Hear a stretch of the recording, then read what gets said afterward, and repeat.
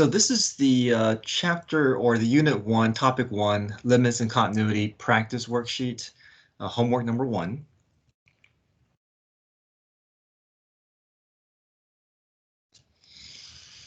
So let's look at each of these problems here. If limit as x approaches 6 exists with the limit as x approaches 6 of f of x is less than 5 and f of 6 equals 10, which of the following statements must be false? So we're going to be discovering and exploring that difference in relationship between the limit and order pair. Order pair is more about the physical location of the graph, and limit is more about the approach, what the behavior is of the graph as it approaches a certain x value. Okay, so maybe it'll help to sketch this graph out. And also we're looking for which of these following statements is false. So 3 of these are going to be potentially true, but 1 is going to be guaranteed to be false. So we have limit as x approaches 6. We know that the limit exists, and we know order pair f of 6 equals 10. So I'm going to sketch that graph out here.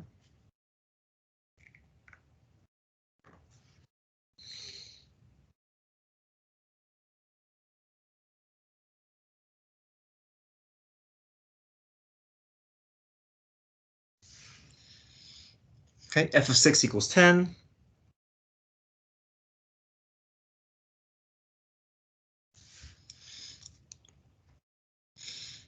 Okay, limit as x approaches 6 is equal to 0. Well, we know that it says the limit as x approaches 6 is less than 5.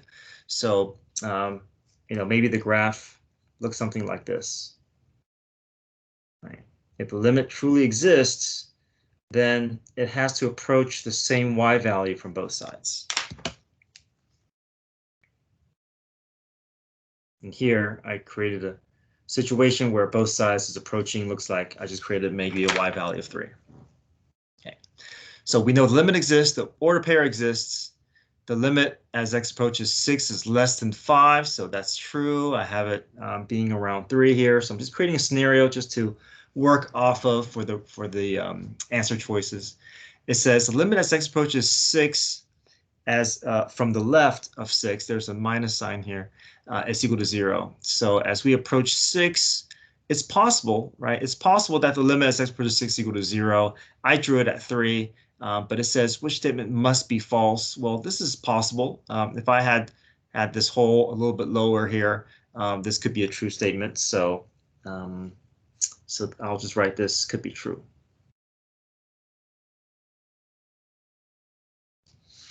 Limit as x approaches 6 from the right side of 6 is less than 5. So we see that's true, right? The graph that I drew, as we approach 6 from the right side of 6, mine is approaching 3, and 3 is less than 6. So this is true. Limit as x approaches 6 from the left side of 6 is equal to limit as x approaches 6 from the right side of 6. So we see that's true, right? The arrows are both pointing to the same y value from either side of 6. We know that this is true. In order for a limit to exist, the one-side limits have to be in agreement. So this one is true. For part D, function is continuous at x equals 6. That is not true because the order pair is here. The limit is told to be less than 5. So we see that the graph is not continuous, right? There's a hole. Continuous means that I can sketch the entire graph without having to lift up my pen or pencil. And that's not the case, right? I gotta lift up my pencil to hit that order pair and then come back to my graph. So this one is the one that is guaranteed to be false.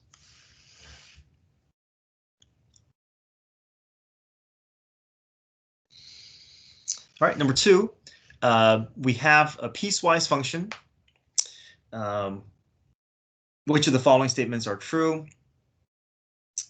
Whenever you see this type of notation, this is telling us that this second definition is just telling us where there's an order pair on the graph. Okay, but if you see this x is less than 1, that means that this graph is existing everywhere except 1. Okay, so we can say this graph exists everywhere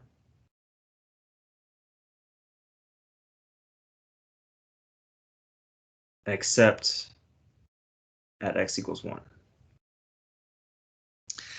So that means from the left side of the function, from the right side of the function, it's all the same graph. So we don't have to split with one-sided limit. We can rely on just one limit statement to find the true limit here. Just want to say that is a little bit different than if the piecewise function looks something like this. If it was different functions on either side of my x value, then I have to rely on one-sided limit. But here, there's no need for one-sided limit because I have my graph defined the same on either side of 1. Okay, which of the following statements is true? We have some statements about continuity, conditions involving conditions of continuity. So just to remind us, I'm just going to step through the continuity conditions. Okay. Does the point exist? Does the limit exist? And does the point live where the limit exists? Okay, so it says which of the following statements are true. We're just going to go through each of the statements here. We know that the center of the point, the x value in question is at 1. So we know that's our c value. I'm just going to go through, step through continuity conditions here.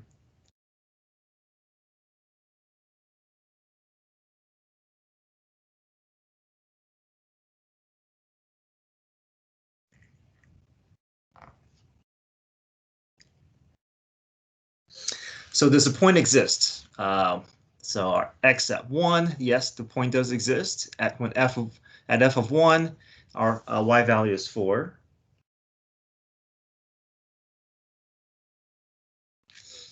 Does the limit exist? So that's the second condition. Does the limit exist?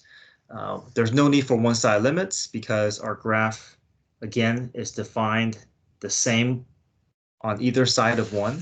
So all we need is to involve one limit statement for our connected parts of graph, right? This is not really a connected part of graph. That's just an order pair. The connected parts of graph is really with that first piecewise, with that first function.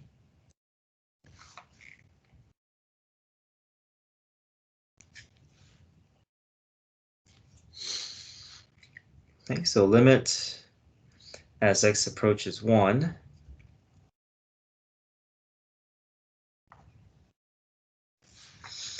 Right, so this is kind of like a miniature problem here, separate problem. We want to find a limit as x approaches 1 of our expression. Anytime we want to evaluate a limit approaching a real number, first thing we do is we plug in that x value, see what we get. So we get 1 squared minus 1 over 1 minus 1, which is 0 over 0. And whenever we see 0 over 0, we can either go through L'Hopital's rule, or in this case, I'm just going to go through factoring. So I think I can factor and I can reduce the common terms and then reevaluate.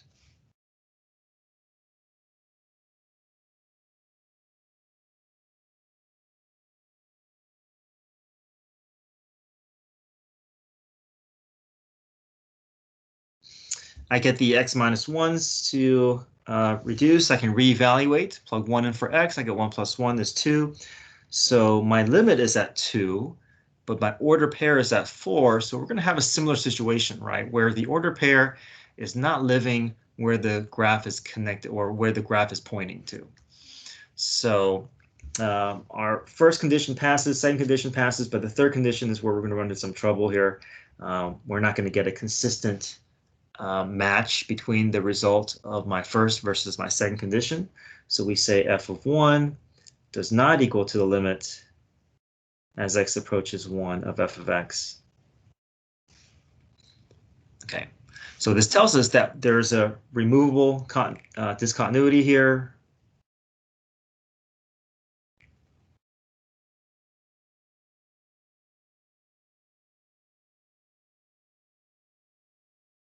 At x equals 1.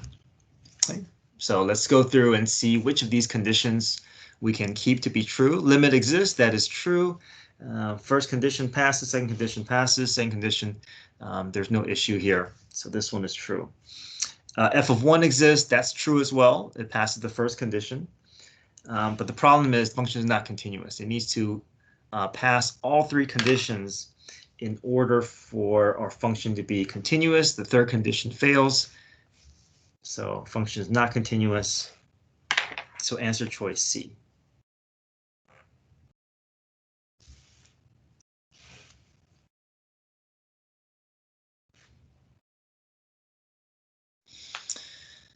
All right, number 3. We have a function and we want to determine if the function is continuous at x equals 2. I need to solve for k, and there is a statement about continuity. So I think the easiest way to work through this to kind of give us that structure that we need to know what to do in this situation is let's just step through continuity conditions. And I think as we step through continuity conditions, everything will just kind of line up nicely in a way where we'll be able to tell within continuity condition what k must be, going through the structure of our continuity conditions. So I'm going to apply continuity conditions here.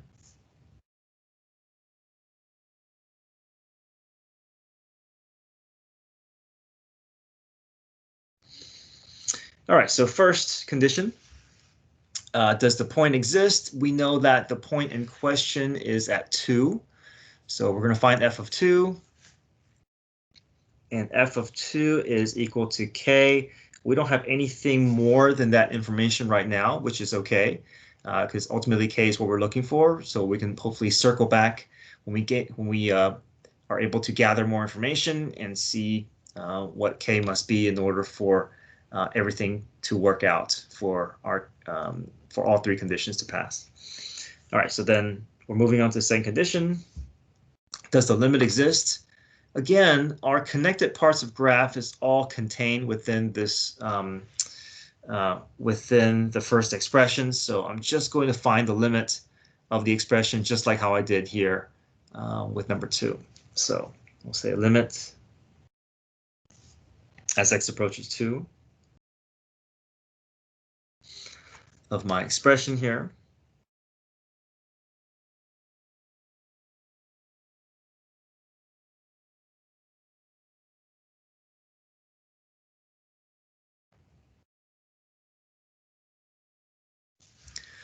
Right, first thing we do is we just evaluate the limit, see what we get. So if I plug in 2, I get square root of 4 plus 5, which is 9, which is square root of 9 is 3. Plug 2 in for x, I get square root of 9, which is 3 as well. So I get 3 minus 3, which is 0. If I plug 2 in, I get 2 minus 2 is 0.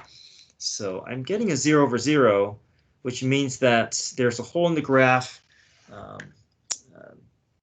that the limit does exist, but we have to find a way to remove the hole so that we can actually find the limit. But the limit does exist.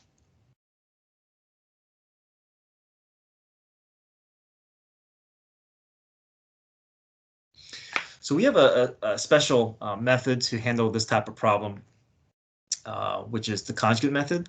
So we multiply the numerator and denominator by the conjugate expression, and the hope is that we're able to rid ourselves of the radical in a way that will help us match the x minus 2, which we want it to cancel out. We know the x minus 2 is really the root of the cause of the whole, but there's an x minus 2 that's living up in the numerator, but right now it's hard to see because of the square root expression. So I'm going to multiply the numerator and denominator by the conjugate. Again, the conjugate is just the exact copy of the numerator. The only thing I need to change is that sign in between.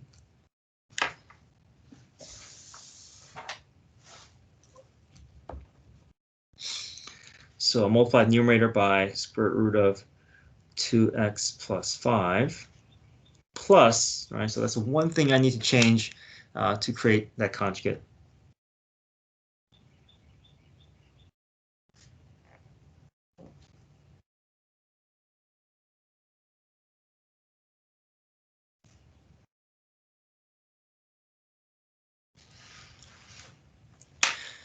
Right, I'm going to expand that numerator out.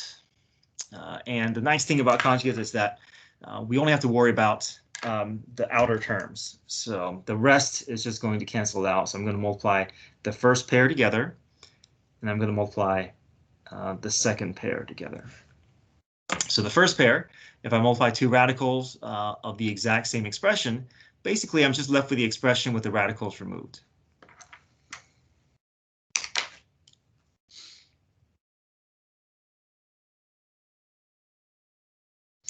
So the result of these two multiplied together will just be 2x plus 5. The middle terms will just naturally drop out. Negative times positive is negative. So it's important that we have a set of parentheses here. If I multiply root x plus 7 times root x plus 7, I'm just left with x plus 7. And the thing with the denominator is we don't want to expand the denominator. We leave the denominator alone because the x minus 2 is already it's ready for us to reduce, right? So if we expand, or if we distribute the x minus 2 through the bracket, we're going to lose the ability to get that x minus 2 isolated. It's already isolated, so it's in the form that we want. We're just going to leave that denominator alone.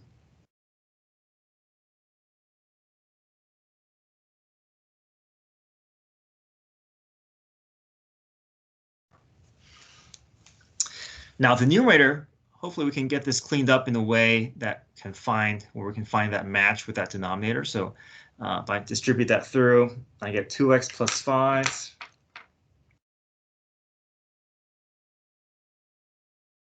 minus x minus 7. And if I clean that up, I'm left with x minus 2. So this cleans up to just be x minus 2. And that works out perfectly with the match that I'm looking for in the denominator.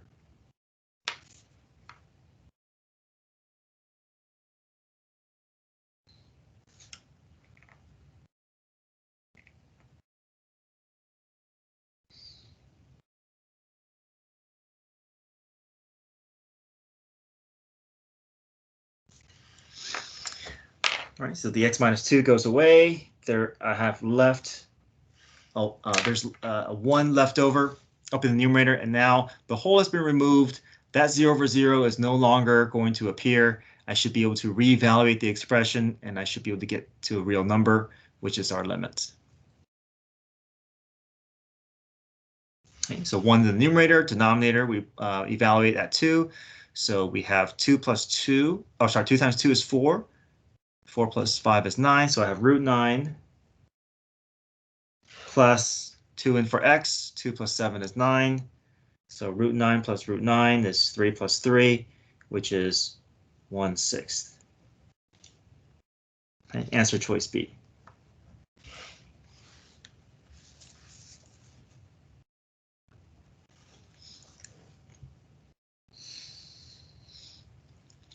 Right, number 4, a function satisfies the statement, the limit as x approaches 1 of f of x equals 3.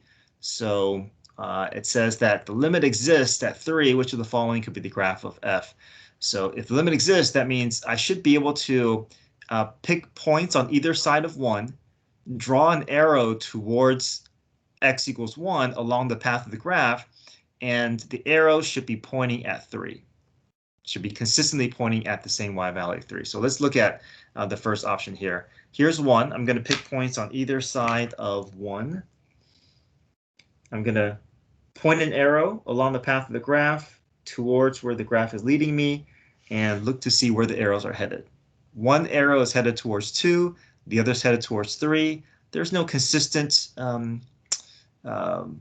path towards the same y value.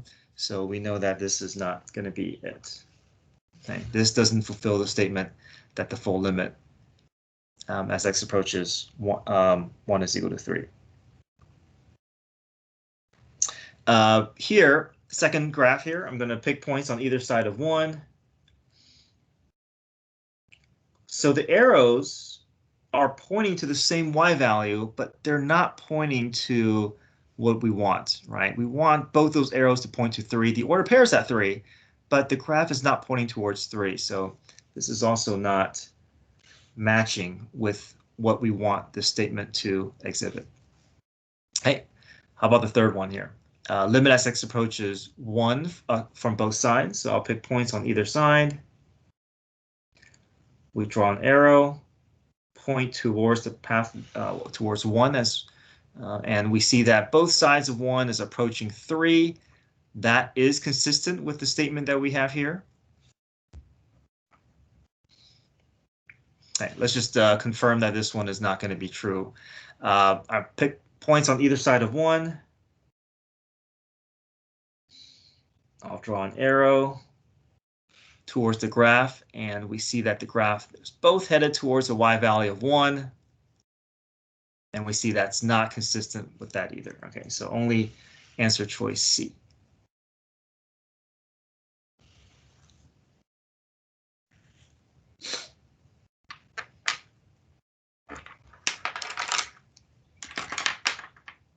All right, next page.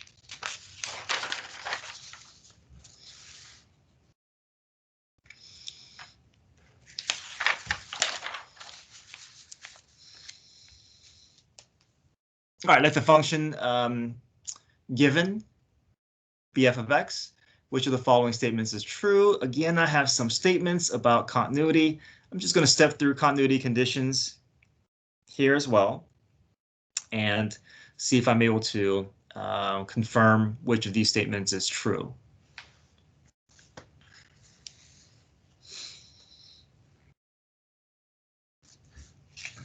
Okay, so again, I'm going to step through these conditions that I have up here.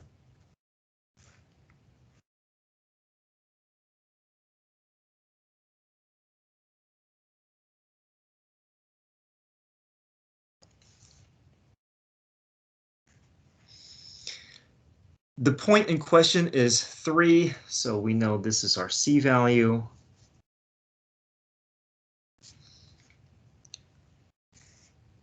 All right, so does a point exist? The way we decide which function, which expression to plug into for 3 is we look at our inequality, right? We look at the inequality that has an equal sign. There's that line underneath that first inequality there, so we know that 3 is defined for the first piecewise. So I'll just enter 3 in for x.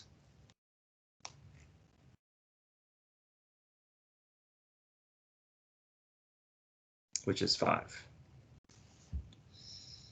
Okay, so first condition passes. Second condition, does the limit exist? Now the issue here is we're not going to be able to rely on just one limit statement. We have an expression that is split on either side of 3. We're going to have to rely on one side of limits. So I'm going to approach 3 from the left side of 3 for this expression. I'm going to approach 3 from the right side of 3 for this expression. So I'll find each of the one-sided limits separately. My notation to indicate that I'm approaching 3 from the left side of 3, I'm going to have that negative exponent there.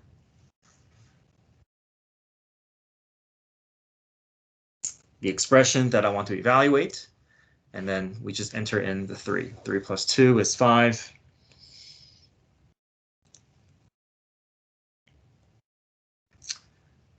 We'll test the one-sided limit from the other side of 3. So the other side of 3, enter in for x here.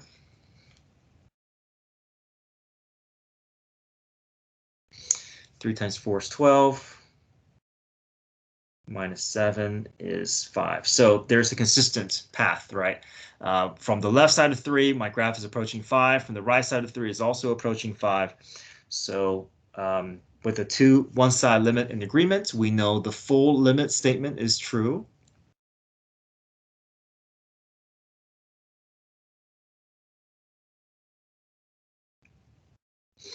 So now our third condition, I think we're going to be able to get that to pass, because the third condition just says, do the results of my first and second condition, are they in agreement?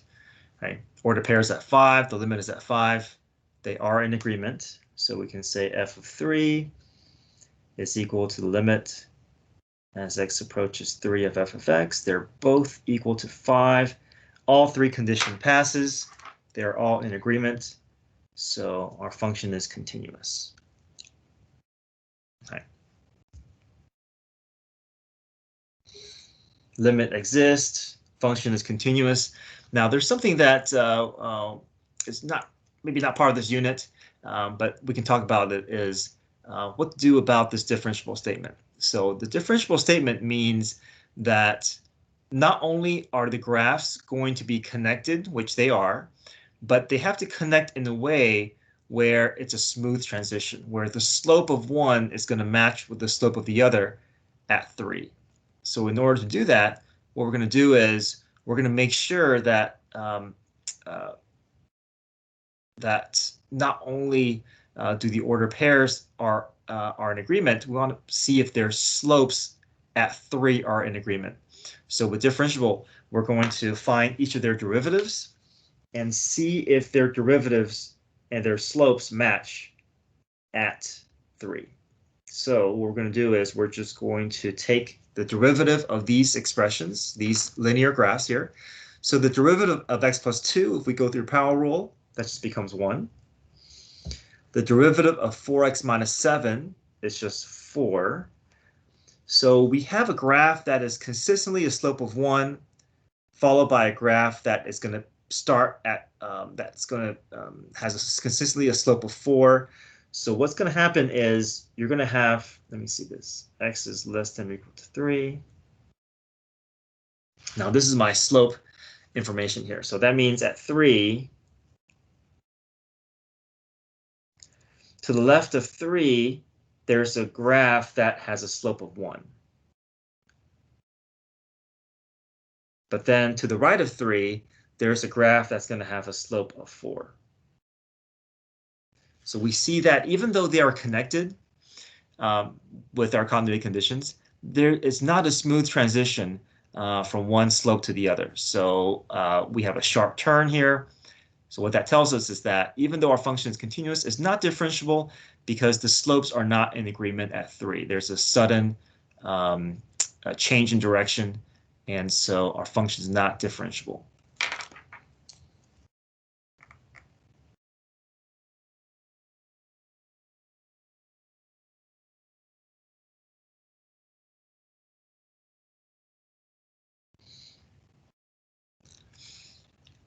So statements 1 and 2 are true, but 3 is false. So only statements 1 and 2. D.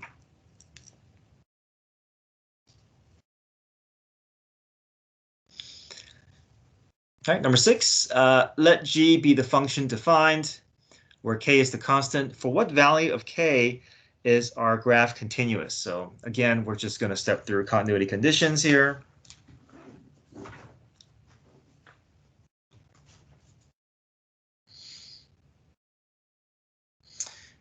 The x value in question is -3. So first thing we do is look for the order pair, f of c, and we see that the graph is defined at -3 to be k. So we can say f of -3 is equal to k. So right now it's unresolved. We don't have any more information from the first condition. We'll go to our next condition. Okay. Does the limit exist? Our graph is the same. It's the same connected parts of graph on either side of -3. This only says that the graph doesn't exist at -3, but on the left of 3 to the right of 3, it's all contained within this expression. So we can just find the limit of that first expression.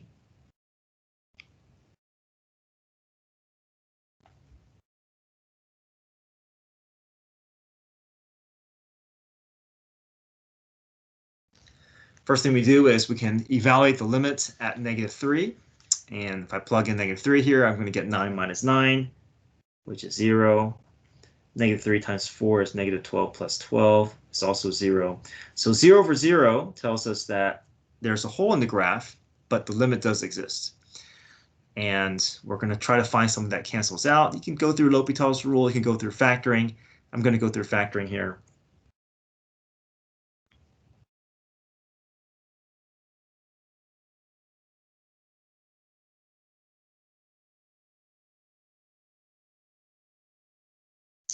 Get the x plus 3s to reduce. The whole has now been removed. We reevaluate the limit. Insert -3 in for x.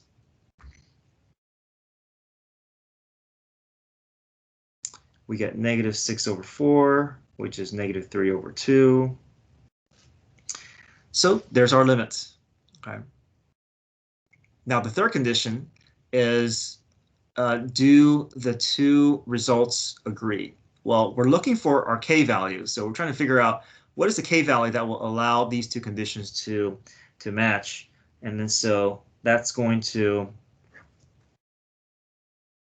we have to be able to, we can make that conclusion by just setting them equal to each other, right? If we want the ordered pair to be in agreement with the limit, then k must be equal to -3/2. So we're able to just solve for k within the context of working through our conditions, our continuity conditions. Okay. Answer choice B.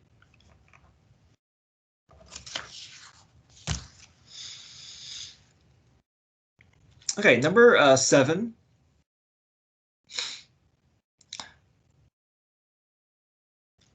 First thing we do, pi is a real number, so we can just evaluate the limit, see what we get as a result. If I insert pi in for the x's, I get cosine of pi plus sine of 2 pi plus 1 all over. Insert pi in for x, I get pi squared minus pi squared. All right, so I have cosine of pi, which is -1. -1 plus 0 plus 1 over pi squared minus pi squared. So I'm getting 0/0. So I know there's a hole in the graph. We can't say the limit doesn't exist, okay, because there's a hole in the graph. If non-existent would be like 10/0 or like 8/0 or like 6/0. But if we see 0/0, the limit does exist. Right now, we're just unable to see it. So this is not something that we can factor easily. We have another method, which is involving L'Hopital's rule.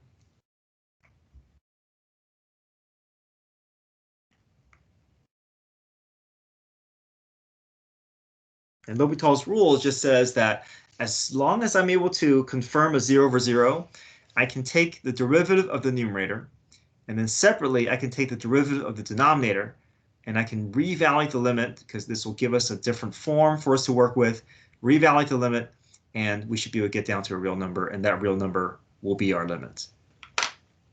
So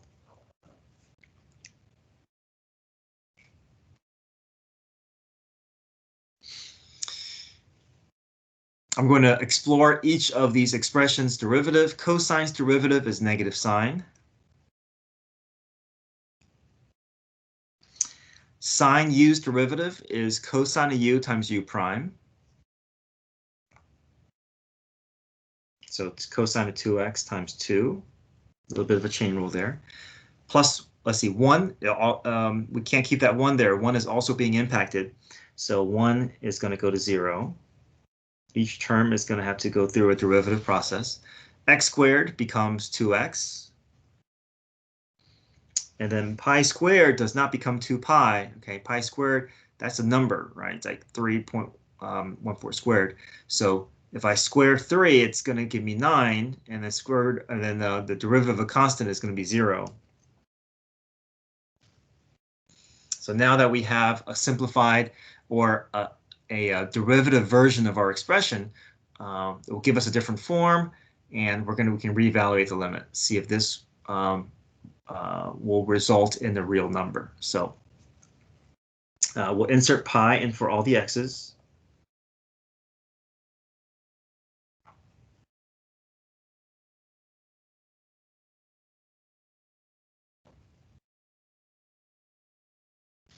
So sine of pi is just going to be 0. Cosine of 2 pi is 1. Cosine 2 pi, same thing as cosine of 0. So that's 1. 1 times 2 is 2 over 2 pi. So 2 over 2 pi. I can reduce the 2's there. So it's just 1 over pi. Answer choice B.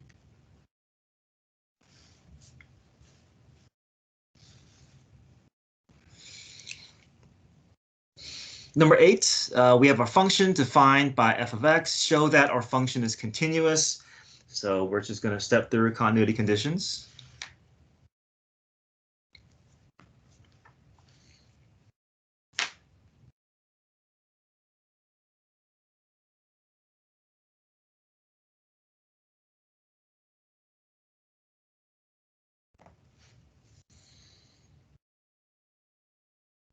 We know the x value in question is 0, so we know that's our c value. We want to find out our order pair. So we want to find f of c first, f of 0. Again, we look to choose between our piecewise functions. We're going to see which one our graph is defined. It's defined at 0 because we see the line underneath. That's equivalent to equal sign there. So 1 minus 2 sine of 0. Sine of 0 is just 0, so 1 minus 0 is just 1.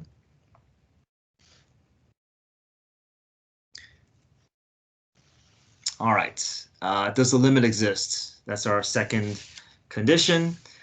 The issue is that we see graphs that are split on either side of 0. We have a distinct function that lives on the left side of 0. We have another distinct function that's on the right side of 0. We have two separate graphs here defined by two separate functions. We're going to have to rely on one-side limit. So we need to find the behavior of the graph as it approaches 0 from the left side of 0. So that's less than or equal to, that's the 1 minus 2 sine of x.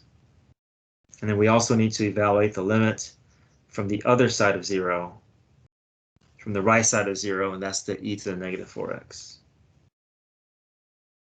Okay.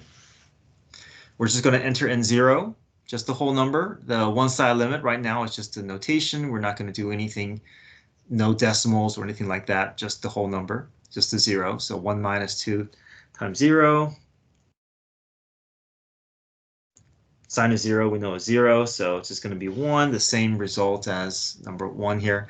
Limit as x approaches 0 here. If I plug 0 in for x, I get e to the negative 4 times 0, which is just e to the 0. And anything to the 0 power is just 1. And we see that these are in agreement, right? As we approach from the left side of 0, it's approaching 1. From the right side of 0, it's also approaching 1. So we know the full limit exists.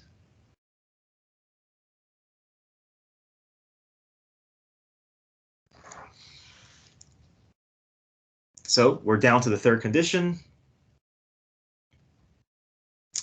Does the point live where the graph is pointing to? Yes. So these are in agreement. We can say f of 0 is equal to the limit as x approaches 0 of f of x, which is equal to 1. So we've confirmed that our function is continuous at x equals 1.